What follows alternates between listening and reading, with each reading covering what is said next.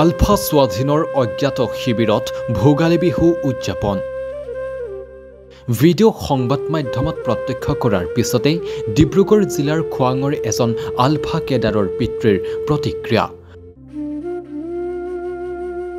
কণমানি সন্তানটিৰ মুখলৈ চাই আৰু পৰিয়ালৰ মুখলৈ চাই আলফা কেডাৰজনক ঘৰলৈ আহিবলৈ আহ্বান পৰেশ বৰুৱালৈ কাটৰ আহ্বান অসমৰ ভাল চিন্তা কৰি ঘৰলৈ ঘূৰি আহক আলোচনা কৰক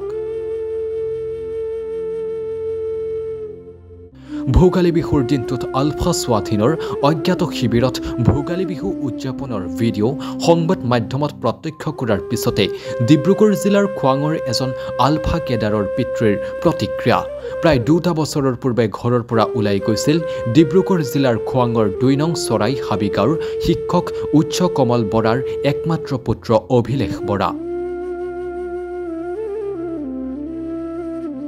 শেহতীয়াকৈ আলফা স্বাধীনে সংবাদ মাধ্যমলৈ প্ৰেৰণ কৰা ভোগালী বিহু উদযাপনৰ ভিডিঅ' সংবাদ মাধ্যমত প্ৰচাৰ হোৱাৰ পিছতে পৰিয়ালত হাহাকাৰ অৱস্থা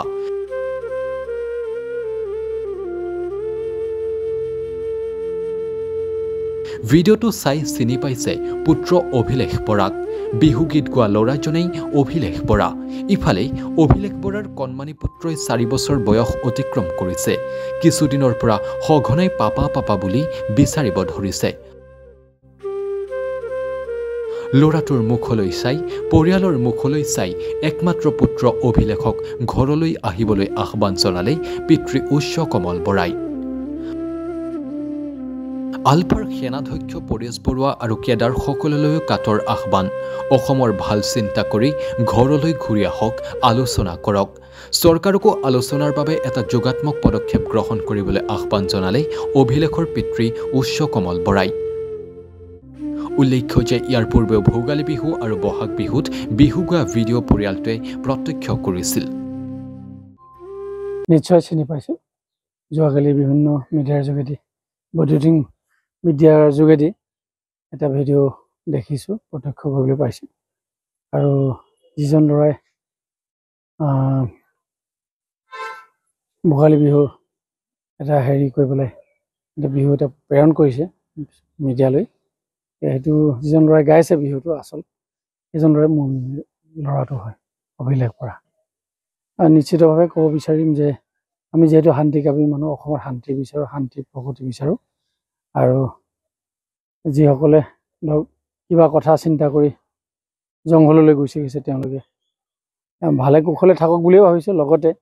অসমৰ শান্তিৰ কাৰণে প্ৰগতিৰ কাৰণে চিন্তা কৰি যেনেধৰণে গৈছিল আলোচনাৰ মাধ্যমেৰে চৰকাৰৰ সৈতে এটা পজিটিভলি এটা পদক্ষেপ লৈ চৰকাৰেও যাতে গ্ৰহণ কৰক পজিটিভ এটা হেৰি আলোচনাৰ কাৰণে আৰু সেইধৰণে অসমলৈ ঘূৰি আহক বুলি আমি কামনা কৰোঁ ল'ৰাটোৱে যিহেতু এটি কণমানি পুত্ৰ আহি গৈছে এতিয়া বৰ্তমান 4 বছৰ অতিক্ৰম হৈছে তেওঁ মাজে মাজে এইকেইদিন বেছি আজি এসপ্তাহৰ পৰা পাপা কেতিয়া ঘূৰি আহিব ঘৰলৈ কেতিয়া আহিব চিঞৰি থাকে এইকেইদিন বেছি ক'বলৈ ধৰিছে কিয় ক'ব নোৱাৰোঁ কিন্তু মই সেইকাৰণে ভাবিছোঁ ল'ৰাটোৰ মুখলৈ চাই পৰিয়ালৰ মুখলৈ চাই যিহেতু ঘৰত একমাত্ৰ সন্তান অভিলেখ বৰা মোৰ পুত্ৰ তেওঁ ঘূৰি আহক ঘৰৰ কথা চিন্তা কৰি সংযুক্ত মুক্তি বাহিনীৰ সৰ্বাধিনায়ক পৰেশ বৰুৱালৈও মই এটি বিশেষভাৱে আহ্বান জনাইছোঁ তেওঁলোকে এটা ভাল কথা চিন্তা কৰি অসমৰ হকে চিন্তা কৰি ঘৰলৈ গুচি আহক আলোচনা কৰক চৰকাৰৰ সকলে আৰু চৰকাৰেও মই পুনৰবাৰ আহ্বান জনাম চৰকাৰলৈ হিমন্ত বিশ্ব শৰ্মা যিহেতু অসমৰ এজন শ্ৰেষ্ঠ মুখ্যমন্ত্ৰী বুলি সকলোৱে এতিয়া জনাজনি হৈছে বা পৰিচিত হৈছে তেখেতে নিশ্চয় এই ক্ষেত্ৰত এটা যোগাত্মক এটা পদক্ষেপ গ্ৰহণ কৰিব বুলি মই ভাবিছোঁ আৰু পৰেশ বৰুৱাৰ লগত এটা সুন্দৰ এটা বাতাবৰণ সৃষ্টি কৰি যাতে আলোচনাৰ মেজলৈ আহি অসমৰ শান্তি আৰু প্ৰগতিৰ কাৰণে চিন্তা কৰি জংঘলৰ মাজৰ পৰা ঘূৰি আহক সেইটোৱে মই আহ্বান জনাম